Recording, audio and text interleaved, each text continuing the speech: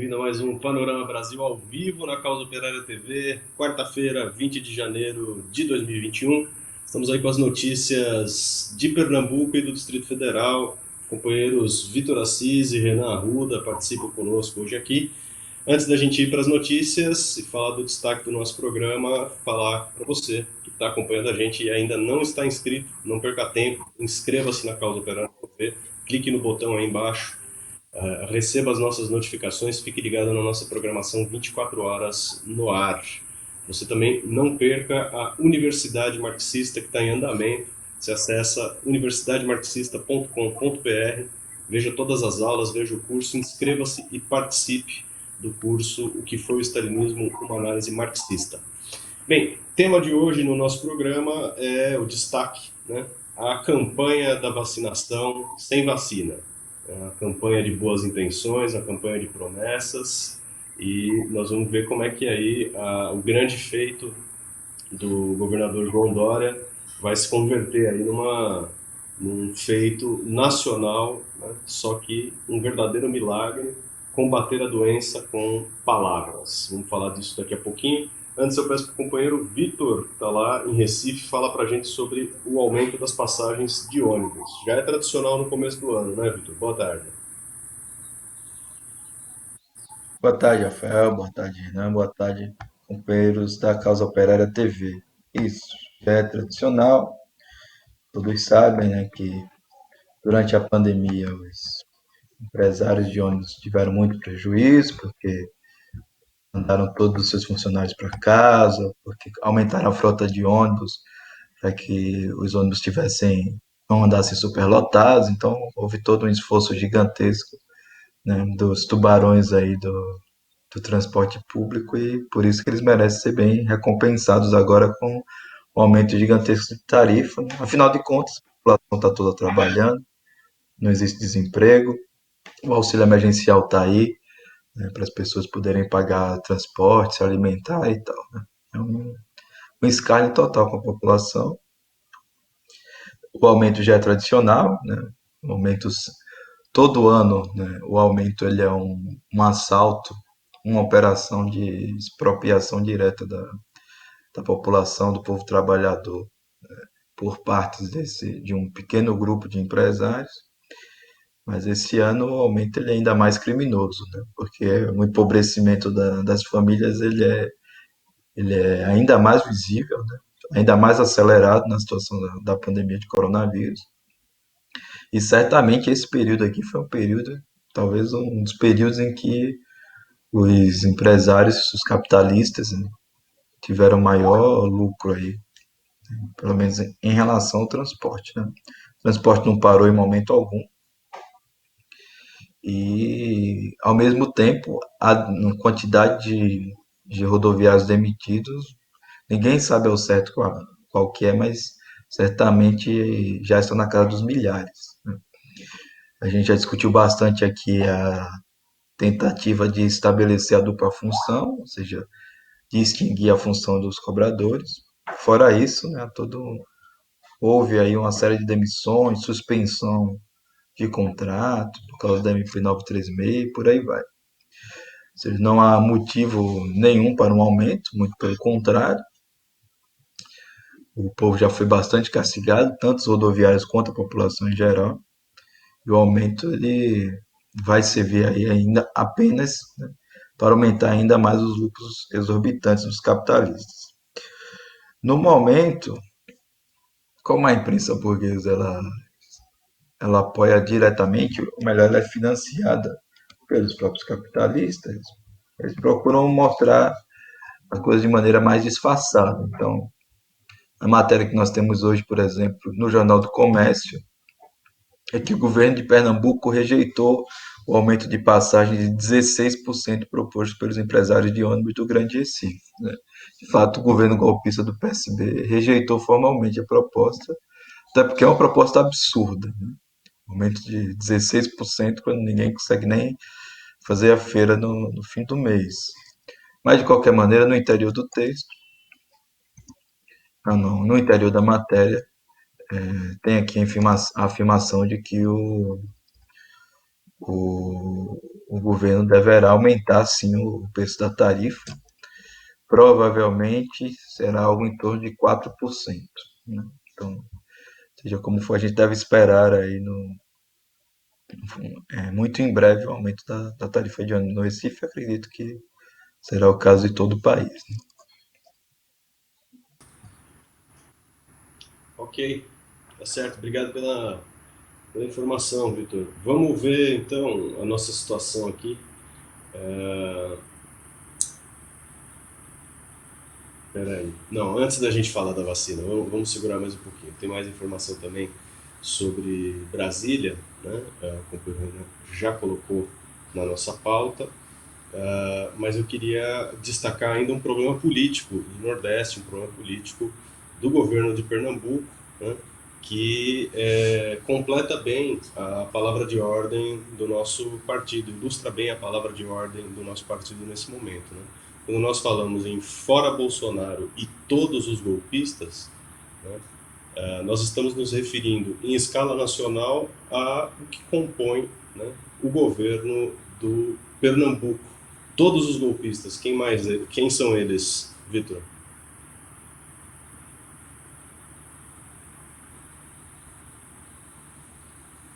Pois é, começa pelo próprio governo, né? Do Paulo Câmara.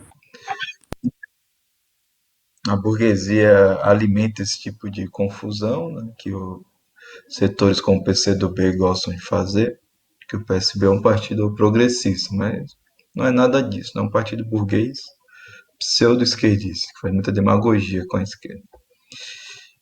Tanto é que o PSB praticamente todo, né, em escala nacional, com exceções pontuais, como no caso da Lídice da Mata na Bahia, no caso do Capiberibe no Amapá, apoiou o golpe de 2016.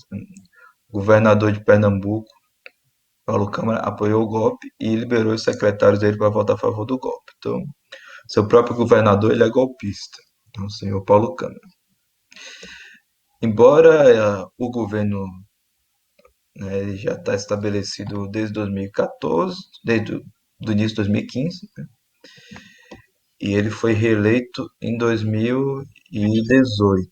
Então, não haveria, em tese, uma mudança de governo, porque as eleições que nós tivemos foram municipais. Mas, por causa da disputa nas eleições municipais, houve algumas alterações no governo de Pernambuco. A principal alteração diz respeito ao próprio PT.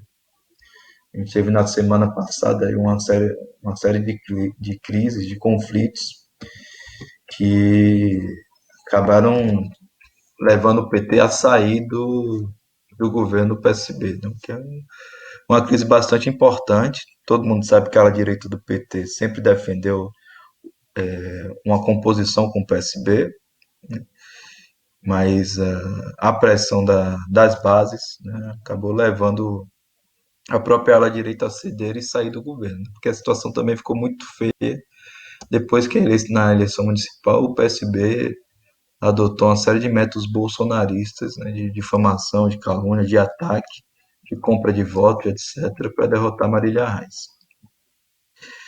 Saindo do PT, o governo do PSB ele agora reformou as suas secretarias, então ele vai contar com o PP, um partido que inclusive abrigou o Bolsonaro durante um período e que está lançando o candidato à presidência apoiado pelo Bolsonaro. O MDB, o PSD, o MDB do Michel Temer, né? O PSD é um partido com vários elementos bolsonaristas. E aquilo que para quem entender aquilo que aparece um pouco mais progressista é o próprio PDT, que também é um partido envolvido até a medula com o golpe de Estado, partido do Ciro Gomes, partido direitista, né, que não tem nada a ver com a esquerda mais, né? E chama a atenção, a gente já falou isso num programa, vamos repetir aqui, que na distribuição dos cargos, né, de primeiro escalão, não aparece o PCdoB, né, que é o partido que mais da esquerda que mais defendeu a aliança com o PSB. Afinal das contas, vai ficar aí relegado ao segundo, terceiro escalão. O PCdoB antes tinha o cargo de vice-prefeito, né? Acabou tendo que ceder também, porque para o PSB conseguir o apoio do PDT, teve que dar a vice-prefeitura ao PDT. Então é isso, é um governo dos golpistas. A própria frente que elegeu o PSB no município de Recife, que portanto é a própria frente que vai reger o governo de Pernambuco, é a frente dos partidos golpistas, o MDB, o PP. Somente o PSDB e o DEM aparecem de maneira mais independente, porque o governo é muito impopular, mas também estão aí dentro da jogada. Ok. Bom, para a gente falar da vacina, então, começando pelo Distrito Federal, tá no coração do país, peço para o companheiro Renan apresentar o quadro, os números, as informações, porque só no Distrito Federal são 106 mil doses prometidas, né? Uma população aí de 4 milhões, de 3 milhões no DF, né? Então peço para o companheiro Renan dar o quadro. É suficiente, né? A pergunta que já tem uma resposta óbvia, né? 106 mil doses é suficiente para cobrir, para imunizar a população do Distrito Federal com relação ao coronavírus? Renan, boa tarde.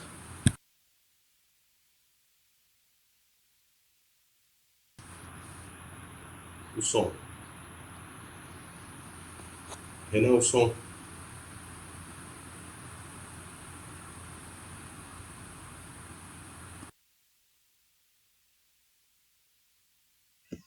Perdão. Bom, como a gente tem discutido aí na nossa imprensa,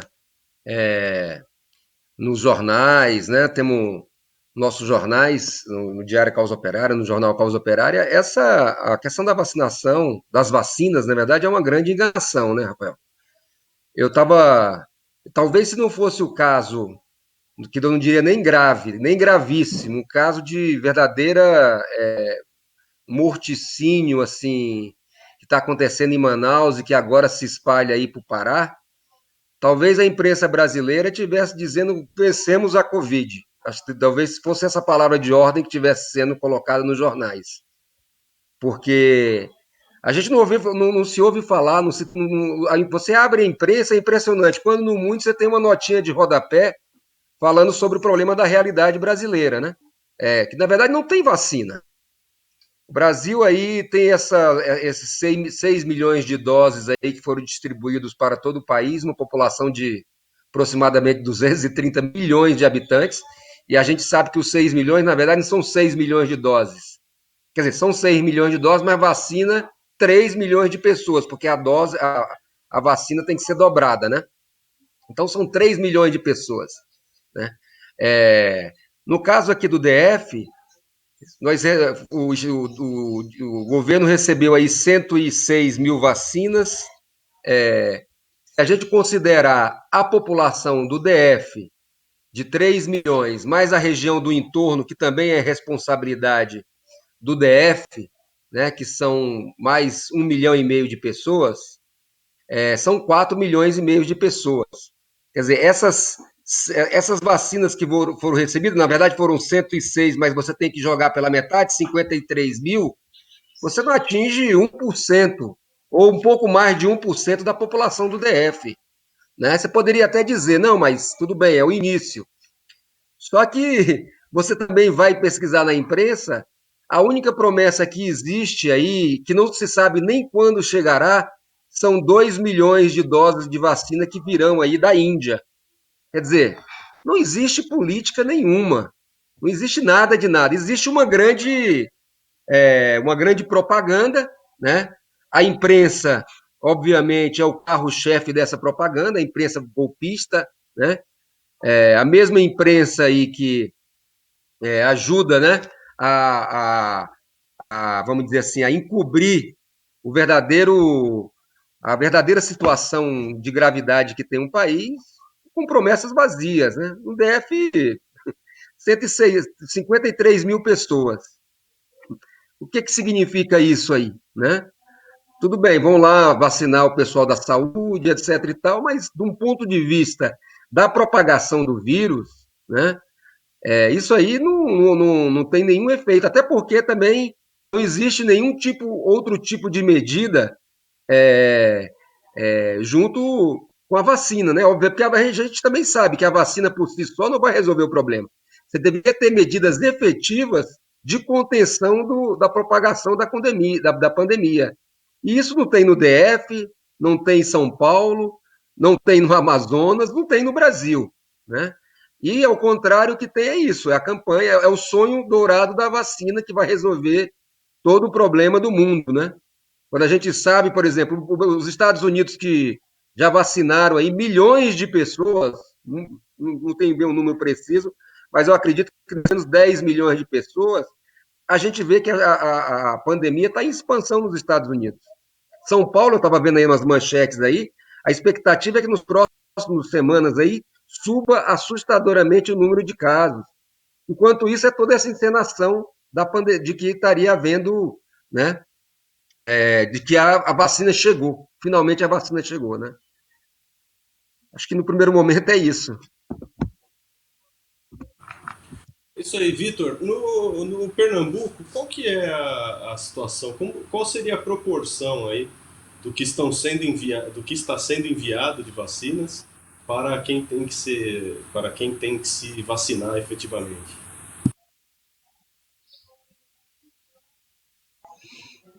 Eu não sei te dar exatamente um número, né? Mas tem algumas notícias que comprovam aqui que a situação é extremamente dramática. A primeira é a dos furos de fila, né? Que chamam bastante atenção. Tem uma notícia percutindo aí no caso de Recife, de que uma arquiteta teria se vacinado e colocado nas redes sociais uma foto do cartão de vacinação dela, comprovando que ela se vacinou contra o coronavírus. O problema é que o que, o que estaria disponibilizado nesse momento seria somente a vacinação para pessoas que trabalham diretamente na saúde, né? Pessoas em combate, que estariam aí tratando pessoas com coronavírus.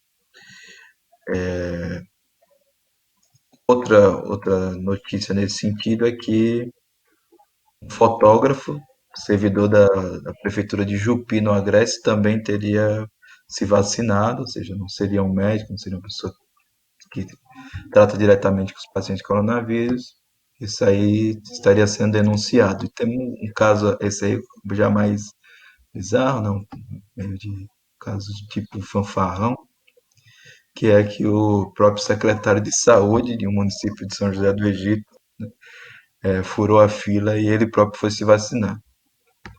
Segundo as informações da Secretaria Estadual de Saúde, foram enviadas 270 mil doses para o estado de Pernambuco. Isso aí daria, então, coisa de, acredito que 5% da população do estado de Pernambuco. Acho que esse negócio do furo de fila é bom chamar a atenção, né? Porque mostra a escassez total da vacina, né? Não existe um plano sério de vacinação. Além de todas as ressalvas que nós estamos fazendo, que o companheiro Rui descreveu aí detalhadamente na análise política da semana, né? Em relação à própria eficiência da vacina, seu custo, etc. A situação aqui mostra que tudo bem, houve uma grande operação de marketing, o João Dória fez questão de vacinar uma mulher negra, etc. Mas, ao que tudo indica, você não vai ter a vacina disponível para a população em geral. Tanto é que o próprio secretário de saúde, que sabe isso daí muito bem, ele já correu para garantir a vacinação dele, né? Não tem nenhum plano sério também, como o próprio Estado, os governos não são sérios, eles não vão ser respeitados, nenhum plano vai ser respeitado, que a gente deve esperar um caos total nesse problema da vacinação. E outro dado importante é que, inicialmente, a Prefeitura do Recife teria previsto vacinar 165 mil pessoas, mas esse número aí na primeira fase, né, de vacinação. Mas esse número aí já caiu bruscamente para 33 mil pessoas como meta de serem vacinadas. Há muita demagogia, o prefeito recém-impostado João Campos promete que a fila vai ser respeitada, que todo mundo vai ser vacinado, mas o que dá para ver é que, como tudo na pandemia de coronavírus, a vacinação se encaminha para ser mais uma grande farsa, né? Uma grande operação de marketing para levantar os governos direitistas, em especial João Dória, né, que nesse momento é o principal candidato à presidência da República em 2022, junto com o próprio Bolsonaro, e por outro lado manter aí o Estado isento de fazer um esforço efetivo, de se empenhar, de gastar, de inclusive deixar de ter que dar tanto dinheiro para os bancos e combater efetivamente o coronavírus. Todo esse empenho aí, ao que parece, que vai continuar sendo deixado de lado, né? A menos que haja uma mobilização real dos trabalhadores, a menos, inclusive, que a esquerda, os trabalhadores, façam o contrário do que os gurus da esquerda pequeno-burguesa estão dizendo, né? Não, nós não devemos esperar o fim da pandemia para sair às ruas, né? Para acabar com a pandemia, a gente precisa sair das ruas imediatamente, né? Até porque no mundo o povo está saindo às ruas, nós tivemos manifestações grandes no Haiti recentemente, é o que é preciso ser feito, né? Se não houver uma intervenção popular na situação, a vacinação vai ficar restrita aí a um grupo pequeno de pessoas, né? E ser feita aí da maneira mais antidemocrática, ditatorial e finalmente insegura possível. E em Pernambuco já teve foto? Não teve ainda, né? Não, não tiraram a foto Já teve o recebendo o quê? pacote, né? Não, não vi foto ainda. Ainda não, né? Em Brasília, Renan, tem foto? Em Brasília tem foto. Opa! É interessante, né? É interessante que a imprensa noticiou ontem que o governador Ibanez, né, estava longe dos holofotes porque ele acha que esse não é o momento de fazer política. E o interessante, aí quando você vai ler a matéria, na verdade é o seguinte: na briga entre o Covas e o Bolsonaro, ele ficou em cima do muro, né? Falou: olha, não vou brigar com o governo federal, mas também não vou brigar com os científicos, né? Entre aspas, porque afinal a gente não sabe o dia de amanhã, né? Vamos lavar as mãos. Mas eis que no dia seguinte, ou seja, aliás, isso foi no dia anterior, foi na segunda-feira, no dia de ontem começou a vacinação e um serelepe governador, né, Ibanez, estava lá para poder acompanhar as declarações, inclusive, bom, com declarações aí de que agora a situação né, está abrindo uma nova perspectiva. Deixa eu ver se eu abro aqui as declarações que ele fez. Antes disso, eu vou comentar o que o secretário de saúde aqui colocou, né, que é o problema de que agora que o GDF tem condição de vacinar toda a população do DF até o final, durante o segundo semestre de 2021. A questão é, uma coisa é o Brasil, né, o governo do DF ter uma estrutura que permita, uma outra coisa é você ter vacina para efetivar esse objetivo, né? Aqui nem seringa e agulha está tendo, né? Quem dirá as vacinas, né? Mas então essa foi a festa, né? Também assim meio como São Paulo pegou aí uma senhora, né? Grupo de risco da saúde, etc e tal, né? Deixa eu ver aqui se eu localizo aqui a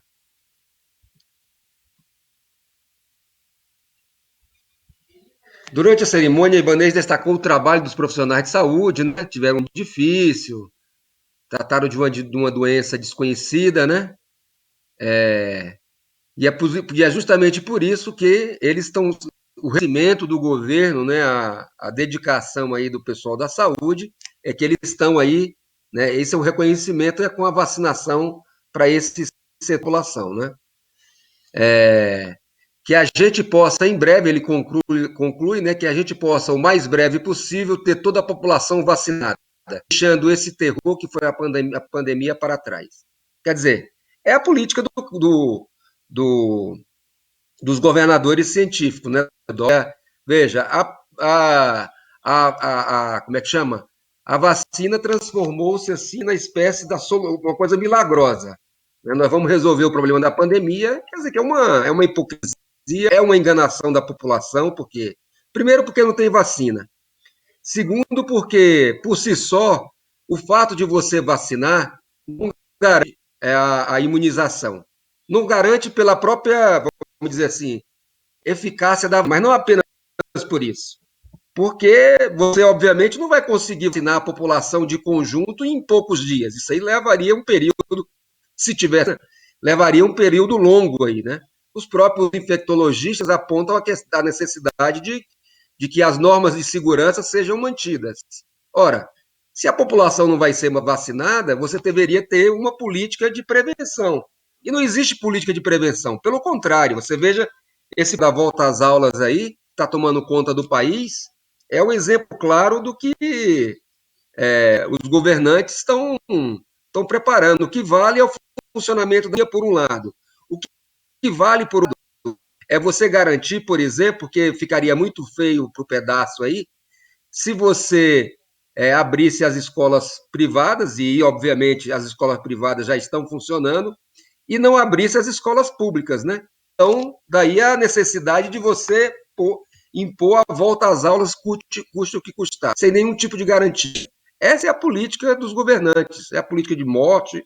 Então, é a política da fome, né? É a política eleitoreira, vamos bem na foto, vacina, eu sou científico, mas também não quero brigar com o Bolsonaro, né? E vamos empurrar com a barriga, vamos ver o que acontece. É assim, é um lavar as mãos que chega a pensar se de fato o que os caras têm na cabeça, porque obviamente vai explodir, né? Acho que esse problema de Manaus, que agora se estende aí para o Pará, não é uma parte desses estados aí, né? E nesse caos que está o Brasil, né, quer dizer, eles mesmos estão trilhando aí, abrindo o caminho assim para uma situação de uma gravidade assim sem tamanho para a população brasileira. E obviamente isso aí vão ter consequências graves aí, né? Obviamente que a população não vai ficar assistindo isso aí passivamente como eles acham que a coisa vai acontecer, né? Em que pese todo o esforço da esquerda para que isso permaneça, né? Tá certo. Companheiros, infelizmente o nosso tempo está acabando, a gente precisa encerrar o panorama de hoje por aqui. Quero já agradecer então ao Vitor, o Renan, com as informações e os comentários. O Panorama Brasil volta amanhã, a partir do meio-dia e 15. Até lá.